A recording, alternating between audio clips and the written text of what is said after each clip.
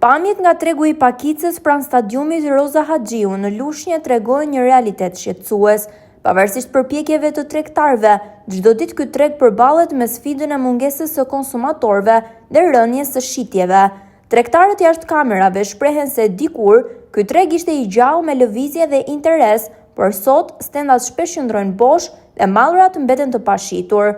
Në treg dominojnë pensionistët, të cilët për shkak të ardhurave të ulta nuk arrin të përballojnë blerje të rregullta. Një tjetër problem shqetësues është mungesa e besimit tek prodhimet vendase, për shkak të përdorimit të pesticideve, çka largon konsumatorët drejt produkteve të importuara. Kjo bën që shumë fruta dhe perime që nuk shiten në kohë të përfundojnë në kontinierët e mbeturinave. Tregu i Pakicës në Lushnjë kërkon vëmendje, politika mbështetëse për bujqësinë dhe ndërgjegjësinë për konsumimin e prodhimeve vendase, për të mos lënë në heshtje punën dhe djersën e fermerëve lokal.